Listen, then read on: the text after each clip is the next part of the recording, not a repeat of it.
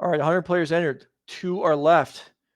Mesa Lark and I are not the 2. We're just going to be talking about what we're going to see from Nathaniel Wilson and Matthew Watts, the players that have advanced to the finals. Everyone picked Angels, right, to make it through the Swiss.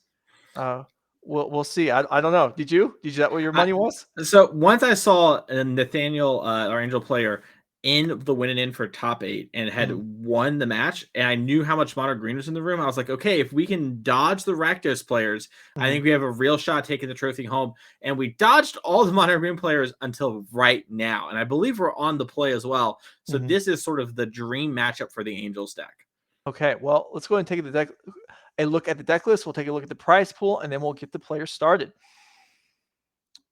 Nathaniel Wilson, Selesnya, Angels. We've seen him on camera a couple times. I haven't seen Serra Paragons in play yet. I have seen Collected Companies. I've seen Giadas, and we've seen some Righteous Valkyries bumping the team up quite a bit.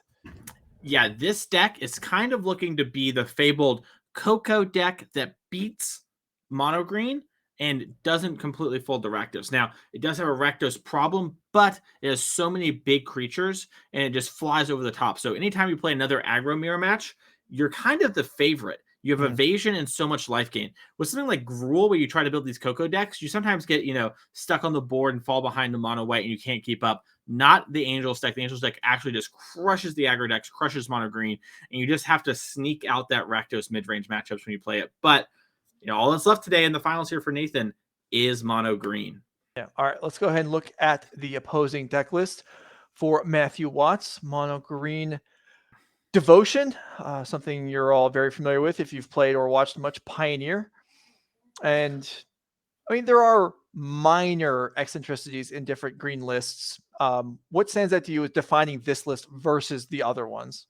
So the big thing is we still have Teferi who slows the sunset. So about 2 months ago, that was the big innovation. We kind of figured out, hey, we can play Nico Bolas Dragon God. And once we did that, we were like, oh, if we can play the Grixis Walker, we can play any Walker. We found Teferi, we realized how it works with Chain Veil to create faster infinite life. And that was sort of important. But most players have dropped that now because the mana inconsistencies are too much. So Matthews decided to just only be able to get it off Storm the Festivals and being cast with Oath of Nissa and playing no Shocklands in order to enable it. So that's the big difference there between this deck, but it is the green machine, the litmus test of the format. All right, we'll go to the prize pool later on. The players are presenting, looking at their opening hands. So let's go down to the table for our finals of the Pioneer 5K. Yep. And we are looking to be underway. 7-card hands on both sides, maybe? Let's see. They're waiting for us. Tell them to go. You can see the trophy on the table there, awaiting the winner. Someone's going to get that home and look at it every time and know they won the 5K trial here today. Absolutely. I mean, for some people, I know these are just kind of random trinkets. They give them away, they throw them away, whatever. For other people, I mean, I kind of cherish the ones I have. I'm very happy with it. I'm sure you've got some hanging out that you, well, I don't know. Is that a meaningful thing to you, or do you just not care? Yeah, it matters. You can't see them behind my green screen, but I've got a couple of trophies back there. And, and like for things where they didn't like quite trophies like DreamHack Dallas, I've got like the little thing they gave me. And so, you make it work or whatever. But yeah, it's super cool. And to look at those and be like, oh, that's something that you have, Yeah. All right. So we got Bishop of Wings for Nathaniel Wilson, Matthew Watts with Elf into Kiora into Elf. Good start on both sides. Maybe better for the green side, I suppose. Yeah, the green side, breaking the mana system of the game is so powerful. And you kind of spit it out a bunch of elves here in Kiora. And I think one thing that maybe players don't quite always think about is once you get Nykthos, your Llanowar elves are like ancient tombs when it comes to the mana they produce. And you just kind of burst so far ahead of your opponent. And you just are essentially multiple turns ahead as long as you have something to do with the mana. So Nathaniel having a great curve for the Angel deck here. Bishop of Wings into the Valkyrie, amazing. But Matthew is essentially like on turn 6 right now when it comes to mana usage. Yeah. All right. Bishop of Wings attacking here at Kiora or at face. What do you think? I imagine we hit Kiora. I'm a pretty big believer in that at this point in the game, you might as well hit Kiora because you can maybe chip shot it down. And a lot of the broken draws involve Kiora untapping a land early on. So with the Flyers, I imagine we're actually going to be able to hit Kiora. Yeah. Okay. Well, you are correct about that. Kiora gets down to 5, down to 4. Here's a Cavalier. So now there's a flyer on the board. So this Valkyrie is going to need some buddies in order to allow attacks through the Cavalier. Yeah, talk about a call of the Valkyries. We need some more coming in. But Nathaniel does have Collected Company in hand, so if Nathaniel draws a land, we could see as many as 2 more Valkyries come down. That's going to be a huge life swing and a massive power boost. Right. Fortunately for Matthew, he doesn't have to win through combat damage, which is good because these angel decks can get out of control. All right, Wolfwheel Haven looks like it'll complete the turn for Matthew, so really amping up for a very strong turn 4 if he's got the gas for it. Yep. We do have a Resplendent Angel as well, so that's going to generate a lot of angels. We have the land for the Coco, so now we have to do that sort of song and dance of, okay, what's the best thing for me to do? Guarantee get a bunch of angels, gain some life, build up the board presence, or do I kind of spin the wheel, put the Collected Company, and hope to maybe hit something like Skyclave Apparition and another Valkyrie in order to remove this Kiora and kind of start pushing forward in the game? Yeah, I think I lean towards the company plan. Yeah, I'm very... I don't want to play fair here. The green deck certainly isn't going to agree to that bargain. So yeah, I'm interested to see Nathaniel here has navigated all these games really well today, has a great grasp on it. So I'm curious to see what he is going to choose to do. Whatever he does, the Valkyrie is almost certainly going to turn on. Oh, so I think what's happening is we also have a Youthful Valkyrie and a Bishop of Wings. So that's the other play available to us. So we could gain a bunch of life and kind of set up to gain even more later. But I think, like you pointed out before, life total maybe isn't an axis we have to care too much about. Yeah. So I think we just need to hit huge here and then hope we don't get comboed out. Well, there's a Valkyrie in a Realmwalker. I think that means we're not dying to combat damage. Yeah, we're super not dead to combat damage, and we're going to be able to attack, I believe, into the Cavalier now, since all the creatures get +4/+4. It will be a 6/7 for the, a 6/8. Right. All right. So let's see. We're going to gain 32 plus 7. That's 39 plus 8. A lot of it. I'm going to go with 47. 47 final answer, eh? The players, the judges, everyone's looking to, figure it out. We need the Who Wants to Be a Millionaire music of the All right. Well, so out of potential hits on company, that was pretty good. Yeah. Hitting another one of the Valkyries was the kind of thing you wanted. And now it looks like Matthew doesn't have too much. 42. Nice. I assume the players counted wrong. Yeah, an easy assumption if it was Twitch chat, but not our players here in the finals of an NRG 5K. But yeah, I think, typically chump blocking with a Cavalier isn't even that big a deal because you can hit something powerful, but the game's still so early that I believe it's just like elves and lands in the graveyard. Oh, and we're going face. I kind of love it. Oh, yeah, me too. Yeah, we got to get this game over with. There's no Nykthos for Matthew. Yeah. That is probably the only saving grace for Nathaniel right now, is this looks pretty scary. And there's only 2 flyers for Nathaniel. So this Cavalier could actually extend the game beyond another turn, even if Matthew doesn't have the business here. Yeah, we might see, there's 2 flyers and there's a Mutavault in the land. So we have 5 attackers total. They're all huge. But yeah, I think we might have a turn here if you're Matthew to kind of set up. You don't need to go for it quite yet. And you can just prepare to set up the combo. And you are dangerously close to devotion. And you might even get Nathaniel to go after something like your Karn here by exposing it now. We'll see. What are we going to find here? Matthew digs into his little toolbox here and finds Transmogrifying Wand. That's a heater. Yeah. If you haven't seen this card before, it's 3 mana for an artifact that you can spend a mana to kill an opponent's creature and give them an Ox. 2/4. A 2/4 Ox or even a 4/6 Ox is a lot less good than an extra Righteous Valkyrie. So that's a good pickup there for Matthew. And it looks like he's got, plenty of mana to activate here. And Valkyrie down. Yeah, Valkyrie down. And Spirit's going to come up as well because of the Bishop of Wings. And we're going to gain some life, I believe. But yeah. Oof. So our creatures are smaller, but we still keep a flyer because of the Spirit. But yeah, not a great development for Nathaniel. And that can happen again next turn. Yeah, every single turn. Oh, we ripped the Skyclave Apparition. So luckily we can enter the Transmogrifying Wand if we want to. And that allows us to build our angels back up. Which, that doesn't even actually answer it unless we kill the Karn, because they can be wished back from under the apparition. Oh, great point. But yeah, I don't know. Maybe you're supposed to hit the Karn just so you don't get comboed, and you just push a ton of damage to her, because all the L's are tapped too. Right. So if you activate that Mutavault, I think you're pushing like 12 damage. Another Bishop of Wings. Get some more life. Mm-hmm. Nathaniel, up to probably 50 something. Yeah, should be another 10. Yeah, here goes the Mutavault. I gained 6. How does it only? Oh, whatever. Yeah. All right. Here's an attack with everything like you called for.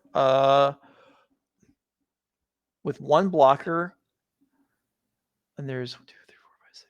So Nathaniel actually could send 3 at each planeswalker and guarantee they both die. But Matthew's just dead because the Ox. Yeah, even though we shrunk the power, we got another attacker in. So while the total power is there, we were able to sneak around. So Matthew falling, and that is just a statement in how powerful the Angels deck is, right, Joe? Mm-hmm. Things look so bad, but we got some Righteous Valkyries on the table, and we were able to push through enough damage. And we've also seen that they don't do this a lot today. That's one thing I've noticed and like about Nathaniel. He gets them dead. Sometimes he realizes he's falling behind on resources that don't matter, that he can't fight over. He's like, whatever, if I can't fight over those, I'm going to fight over your life total, and just pushes. Yeah, I mean, it works. And yeah, that the Bishop making the Spirit token generating an extra 3/3 flyer. I mean, that's not the way the card was drawn up, but Righteous Valkyrie in play. I mean, the 4/6 Ox at 3/3, trading for 1 Valkyrie, you don't lose that much, and he has enough to push through the win. So yeah, so he's up a game. All right. So let's go ahead and put up the prize pool so you can see what the players are contesting for in this match. We're going to cover the deck list. So you can see here, first place 1,200, second place 600. That's what's on the line, in addition to the Energy Series points. And the winner gets an invite to the first DreamHack Regional Championship next year. Yeah, super exciting. Yeah, I mean, I know that's kind of where we're at with pro play right now. And I think for a lot of players, including the two of us, like, qualifying for these events is a big deal and something you really want to achieve. Yeah, this was a couple years ago, right before COVID, these RCs would essentially be the regional pro tours. When you look at it with like the qualifications and what you have to do to get to them, they're kind of the same. Now the branding's different, but they are still events worth qualifying for. We see players really go out there and get it. And today, all of our players, there was no splits. We're playing for the invite. We both won it. We want that trophy. We want the win. It's so important here. And there's energy points too.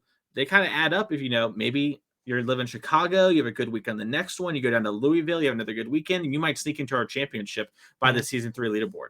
Yeah, and that championship should be a good time. All right, we're going to pop the leaderboard up. So you can see Season 3. This is only the second weekend of Season 3 out of the 4. So certainly there is progress to be made here, even if you're not already on the list. Top 2 players on this list will qualify at the end of the year. You see that currently is Zach Allen and Raja Suleiman. And there is a gap down to Mac Enders. But Adam Watts from Moses picked up an absolute ton of points this weekend. That may be true of some other players as well. So this will look a lot different next week. Yeah, Raja and Adam teamed up for the team event yesterday that they won for us. So they both got 30 points there. We just saw where Adam got another 15 added on. And I believe Raja ended up in our top 16, actually missing his 4th top 8 in a row for the NRG circuit to Harlan Fear. They had a win and in against each other. Harlan was able to beat him, dethrone Raja's dominance here on the NRG circuit, and mean that, Raja only has about a 20-point lead for Season 3 leaderboard that Zach Allen's going to need to catch up with. Yeah, so lots on the line here as we move through Season 3 here. Happy to have you with us. And if you want to join us in person in a few weeks, like Mason said, we'll be in Chicago, specifically in Mundelein outside Chicago. And then in our Nerd Rage's first trip to Kentucky at the end of the year in December. All right, opening hands being drawn up for Game 2. Yep. Let's see what we got here. Also, excited for the Kentucky event. Really close to me. I'm from Nashville. I know a bunch of people from here love watching the NRG circuit, and we'd love to see y'all come on down a little more to the south that we can come and play and have a chance to win one of these things. Yeah, we're trying to run away from the winter as it is. Yeah. Understandable. Heading further south. Okay, no turn 1 play for Nathaniel, which is the norm, and an elf for Matthew. Is there another land? Maybe after this Oath of Nissa. Yeah. Well, Nykthos is a good one to find.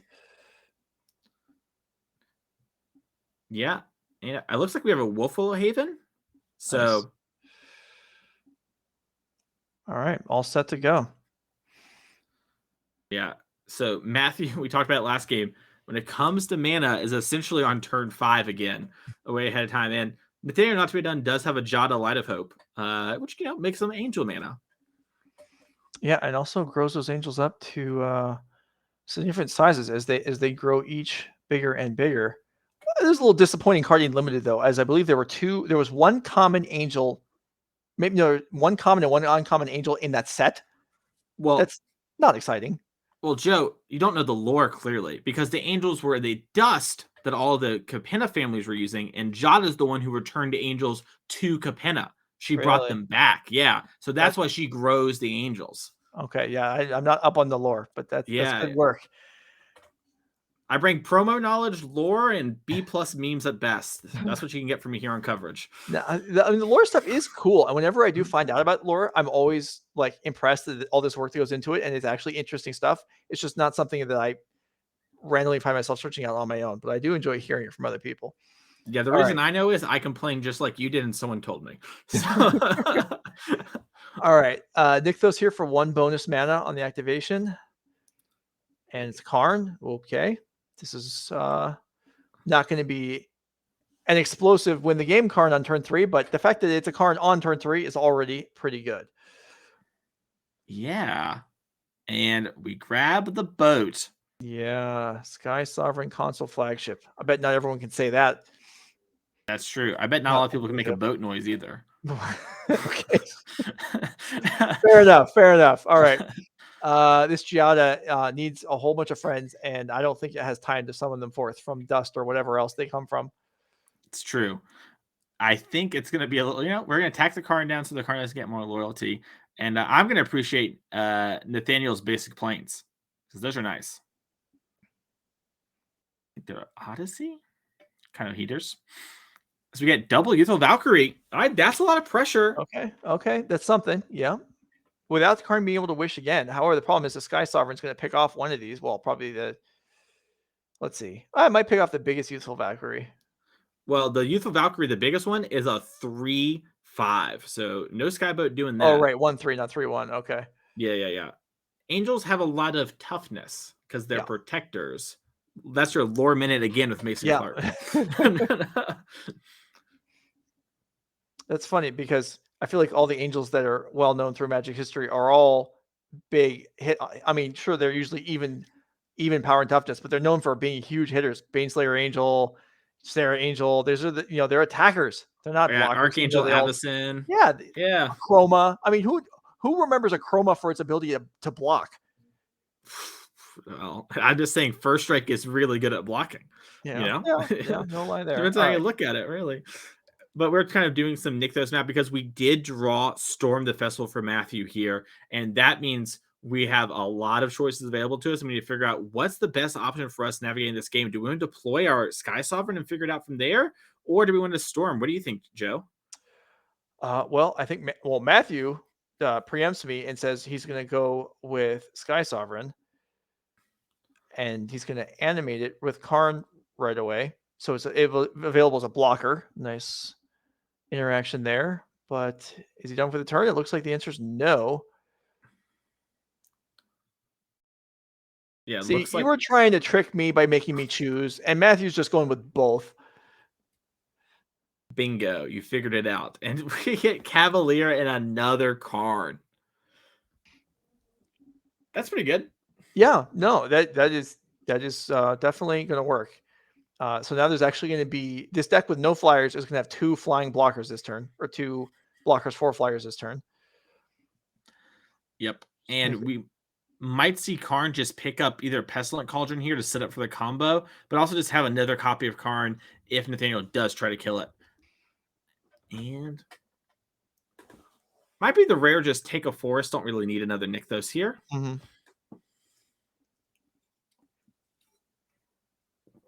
Matthew's building the dreaded L again in his graveyard. Well, he's not there yet, but Nathaniel might have to give up well before it gets to that point. Yep. We still have a Karn activation, like you mentioned. Maybe we'll get a Heart of Kiora, because that's another flying blocker. Then that plays around something like Declaration in Stone or something like that might be in the sideboard. We actually don't have much when it comes to answers in the sideboard, but we do have Reidane, the God of Worthy, which in game 3 might come up. But regardless, looks like we're kind of running light on answers today outside of the Skyclave Apparition. Looks like we cited out an Old Growth Troll. Interesting. Well, I mean, it is basically just for devotion in this matchup. It's not likely to beat through these high toughness creatures like you're saying. And Meteor Golem is a selection. Portable Hold drawn for Nathaniel. We're a little tardy on that one. Yeah, and yeah, let's just pick it up. If we were on to play that game, we would have pushed a lot of damage and legitimately would have been a lot closer. So Nathaniel's like, let's just see what that looks like again, and let's move on over. All right, one game left in the weekend. Hope you're enjoying yourselves watching this here with us. We're doing this show for your benefit, for these players, for the viewers. I mean, a lot of work goes into these events. And what we want is exciting matches. We want playoffs to go all the way through, and that's what we got this time. Yeah, I mean, also, this is the culmination of the whole day and the whole weekend for these two players, right? Yeah. Nathaniel here just played our win event Sunday. I think Matthew played our team event yesterday, and now there's your chance to win it, get that trophy like we mentioned, get that RC invite, free up some of your other weekends, and get ready to play some more high-level Magic. So it's really exciting game here. And also, let's be honest, it's super exciting because we have such a cool deck in Angels in the final against the Machine. And, this could be something that has legitimately impacted the RC. A lot of players maybe disrespected Angels, think, oh, can it really be that good? And then seeing a performance like here might have some players looking there. And we've always seen once a lot of players start looking at decks, sometimes innovations can be made. And maybe we'll see something like that for the Angels deck for the RC in Atlanta. Yeah, sure. I mean, this is the last really big event weekend that, before next week being the pre-release, there's not going to be, much going on. And so, or much constructive work going on. This can be published. So yeah, you're right. This is the last thing to look at. And Angels, if it takes it down here, or even if it doesn't, I mean, Nathaniel Wilson's already done a lot of impressive work this weekend, even if he loses this game. I mean, I don't know how frequently you find yourself paired against Angels on Magic Online. I know for me, it's pretty uncommon. So yeah, maybe it picks up a little bit. Or just gonna have huge ramifications, right? Like more people play Angels, things like Gruul look a lot worse, things like mono white humans look a lot worse. And even if just a small subset of people get changed by this decision, could have drastic ramifications. Yeah, sure. Okay. So let's go ahead and go down to the table. One game left on the weekend. Let's see. Is it going to be Nathaniel Wilson or Matthew Watts taking it home? Yeah, it's an exciting moment here. Nathaniel, luckily, like I mentioned, was the higher seed if you're an Angels fan. It's going to get to be on the play. Doesn't have that many one-drops to actually deploy in this deck. Just kind of using that turn to, make sure we're not falling far behind. So if Nathaniel can have that curve like we had in game 1, we could easily see it happen. And does have some cards like Portable Hole in order to stop the Llanowar Elves from coming out from Matthew, or maybe a Wolfwillow Haven if you keep a slower hand. But the big thing from the sideboard of the Angels deck is we have Reidane, God of the Worthy. So what Reidane does is non-creature spells that cost 4 or more cost 2 additional mana. So Storm the Festival and Karn the Great Creator are going to be 2 cards that cost a little more. And those are some of the cards that actually just overwhelm Nathaniel. Now, obviously, Cavalier of Thorns is a card that signs stops with blocking, but we saw in game 1 that doesn't matter if we can actually build up our board state. We can just push around the Cavalier. Okay, are we let's see. Okay, we're keeping on both sides. We're underway. Oh, and Nathaniel has the Archon of Emeria in hand too, which is going to limit to only 1 spell a turn. Yeah, that's a nice one. That might even be more valuable than taxing. It's just saying you cannot go elf into something else. It takes a couple of turns to get it down, but yeah, and Nathaniel ripped the Portable Hole off the top 2 for the elf, so has a lot of the strong 3-drops, and now isn't going to fall too far behind, and really put some onus on Matthew. A lot of times you'll keep hands like 2 lands elf against sort of matchups. They have so few answers for your cards. All right, Wolfwillow down, and yeah, there's a land. I don't know if there was another land, but that's That one goes off the top now, and there is Archon. There's another portable hole, and Nathaniel's got to make a choice here. Yeah, it looks like we're going to go Giada into portable hole, and this is great. Yeah, Look at us. We're the ramp deck now. Right. No, I like this too, because if he plays Archon now, then the portable hole's kind of stuck. He's never going to be able to deploy it. So double spelling here before the Archon comes down works out well. Here's a Kiora and an elf. Okay. Yeah. Still nice nice development for both players here. Yeah, pretty big thing here. Nathaniel, I think, drew a Bishop of Wings. Does have to decide, do I play the Valkyrie now or the Archon? He has stopped a lot of Matthew's mania, but somehow Matthew's on topping with 5 lands here on turn number 4, or 5 mana. No. So, All right, Nathaniel definitely giving pause here, thinking about how do I want to deploy here. Okay, the attack comes through. Yeah. But that buys a little bit of time to further think about this. Yeah. No slow play warning here. We are on time, but you do have to play at a competitive pace. And it looks like we might be setting up a Bishop of Wings here, which I kind of like, because if you rip a land off the top, another Giada legend rule to grow and gain some life and get a spirit token here. Not bad. Yeah, definitely shows experience with the deck. People that pick up the deck first time today probably aren't at that point where they're figuring that out. Mm-hmm. Yeah, and now, with Righteous Valkyrie, we're going to gain 4 life from the Bishop, and we're pushing in a lot of damage. So we do take one turn where Matthew has a lot of mana, but in exchange, we're going to push a lot of damage on Matthew. And so it's going to need to be something like Cavalier of Thorns to prevent this sort of huge damage swing. Yeah, I'm worried, though. I'm concerned. All right. Well, Ogre's Troll, that's not too bad. I do think there's a Nykthos, though. Yeah, there is. All right. Well, if this is followed up by Cavalier, this is going to get tough. Yeah. It looks like it's another troll. Okay. All right. 2 mana floating. Get another card draw. I think that was Cavalier, though. Oh, no, it was an Elvish Mystic. Okay. The shadowing kind of threw me off. Mm-hmm. Well, 2 Ogre Trolls is nice, but this Angels deck, once it gets running, is not afraid of taking damage. Yeah, and plenty of life points to spare. Yeah, not afraid to dish it out either when it comes to the damage. And we are going to actually see some pretty big Mutavaults here as well when it comes to being able to, race back. So it might be hard to go full out with the Old Growth Troll. Sure. And Kiora probably gets picked off this turn. Yeah, it's kind of a great turn to deploy Archon. You kill the Kiora, so you cut off a lot of mana, and then you're able to, set up. Oh, looks like we're going to go for their Youthful Valkyrie. I guess the idea being that, hey, if I kill the Kiora, there can't be that much mana with the Nykthos anyways, and I get to start pushing damage, and pushing damage is how I win. Yeah, I mean, there's a lot of damage, as now we have the Righteous Valkyrie. Now we're above 27, or at 27 or above, so everything's boosted. So we have a lot more damage to play with here. Yep. And it looks like we're figuring out if we're supposed to attack Matthew with the Kiora. My gut is that spirit probably needs to go towards Kiora. Just so the Nykthos doesn't untap, because Nykthos untapping could be really important for chains, but also Kiora gives you that redraw effect off the bigger creature. So if something like Cavalier of Thorns is going to come into play, we can avoid some amount of nightmare disaster with that happening. May also have to be a consideration of, can I win next turn if I kill Kiora? Because if I can't, then I think I just have to attack Matthew.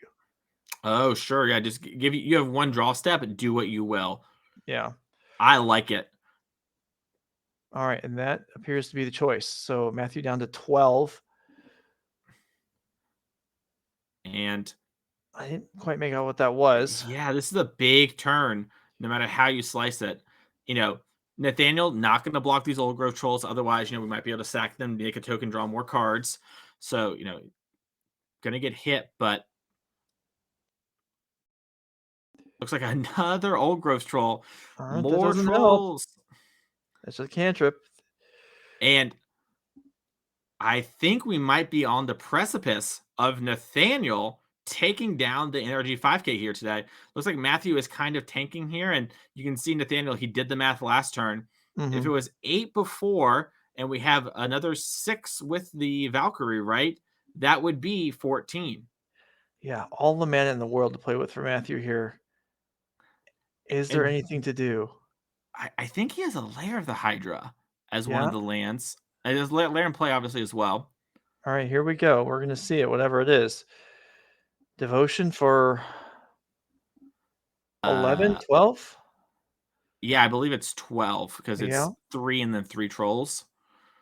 So I guess this Lair of the Hydra is an 11/11. So you can, yeah, those are just 2 lands in hand. Okay. That might be curtains. Let's see. Can we force a block? But Bishop of Wings can just block. That won't even accomplish anything. Yeah, I guess the thing is that the old growth trolls are knock you below 27. Sure. Yeah. Okay. Yeah, and that Lair of the Hydra, I believe to be a 20 power creature. Okay, so probably want to block that one. Yeah. That's advisable. Well, good for Matthew. If he has all blanks, figuring out a way to make his cards be relevant here. Yeah. And this is something that you see with the mono green deck is you're gonna have to get a little scrappy sometimes. Once things get going, you do have a lot of card selection and a lot of card advantage, but sometimes you gotta, the machine has to wake up and get the gears turning, and you just gotta get the beatdowns going in that time. And normally something Nathaniel's not, whatever. No one's attacked me for this much all weekend. My life feels so high, but it does matter here. Oh, it looks like it is just only one additional +1 counter. I guess it's a different Giada. All right, so this Righteous Valkyrie is a 5/7. The Bishop is a 3/6. Both of those can block trolls. Something has to block the Lair. The problem is once Nathaniel takes a hit from the last troll, if a troll gets through, then the Righteous Valkyrie boost will dissipate, and they're clearing up. They're trying to figure out how big the Lair of the Hydra is, perhaps right now. The abacus is not high enough. I think what happened is I think Giada, because it's a different Giada, it has to reset the +1 counters, which makes the Valkyrie gain less life. And I think we're just making sure that everyone got hit for the right amount of damage. Does that make sense? Possibly, yeah.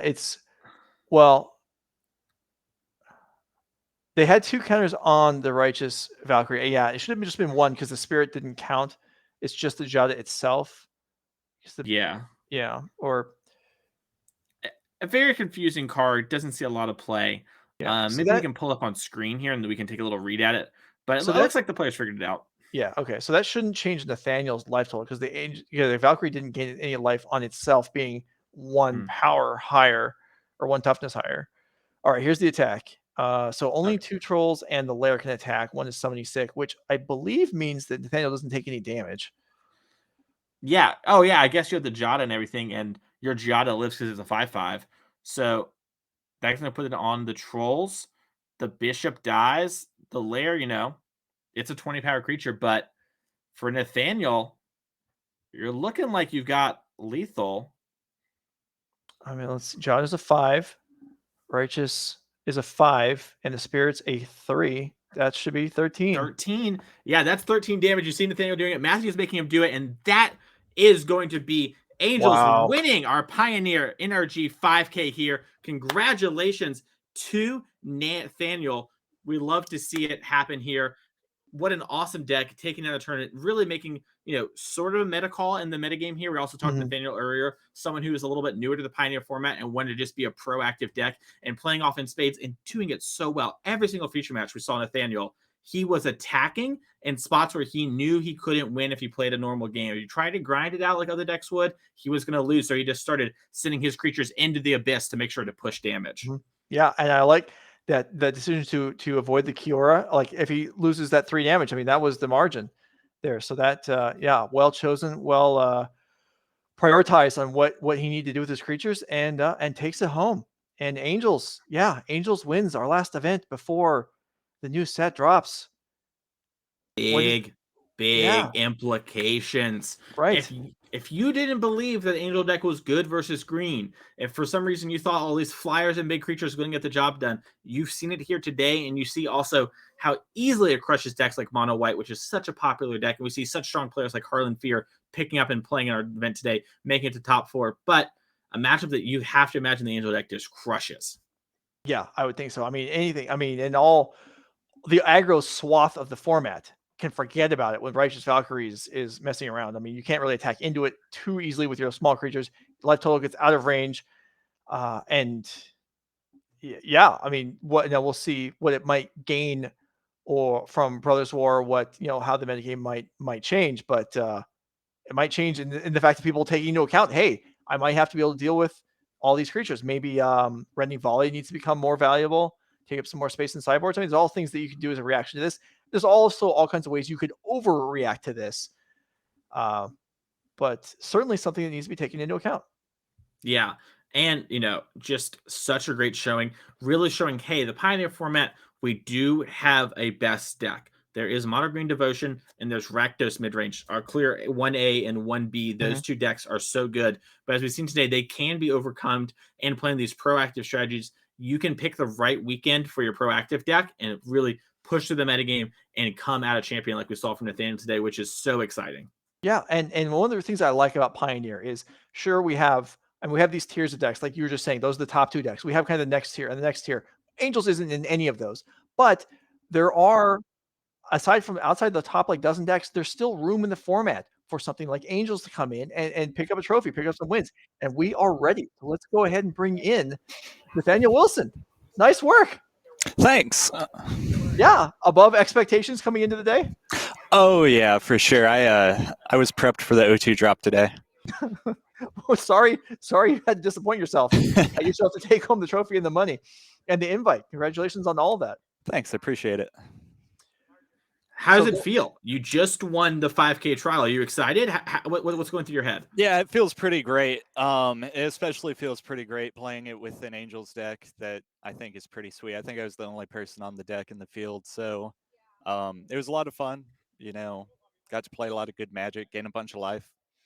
Yes, we certainly saw that, and we saw a lot of very large creatures flying over. Some crucial turns in multiple different rounds where you had to prioritize: do I push damage on the player? So, like in this last game, there's the Kiora that on 3 loyalty that you could finish off, but you choose to go attack the opponent even though they're at 20. You want to walk us through kind of your decision making there? Yeah, so with the Kiora, I kind of counted out the damage, and it would have cost me a turn to take down the Kiora, and I'm not winning the long game against Mono Green, honestly. I think you guys saw what he did in game 2. He just went off, and it was nuts. So I really just wanted to prioritize the kill, force him to have the Cavalier of Thorns, to have a blocker, or just put the pressure on him to interact with my flying. Right, and it worked out. He had a whole slew of old growth trolls, and none of those had reach, and you got it done. Yeah, he also had a 21 Lair that Yeah. I drew, which Okay, so we didn't know the specific size, but we knew it was very large. Yeah, and that you absorbed all the damage. You stay at 28 and clear. I think they said it's in California, so maybe I will be able to, maybe I won't, but it would be fun if I could. Yeah, it certainly would. Mason, why don't you go? And I'll try and figure out what I got problem here. Yeah, after playing the deck today, are you looking to if you're going to play another Pioneer event going forward? Is there anything you would tell people, because all eyes are on you right now? This is kind of the breakout deck of the weekend. I think that maybe adjust the sideboard slots. There were some cards that I found that I wasn't bringing in, like Damping Sphere, stuff like that. Maybe a basic forest in turn for 1 basic plane, stuff like that. But it's a lot of fun to play if people want to pick up. You have a lot of flex slot at your 1-drop. You don't have to play Portable Hole. Maybe you can throw something else in there. The issue with the deck is you don't have a reliable 1-drop, so you lose out on a lot of tempo, but what you do on turns 2 and 3 is extremely powerful, so kind of makes up for it.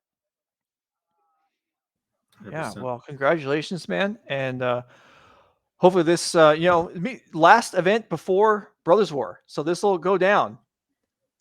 Pioneer format. What's the top deck at the end of the season? Angels.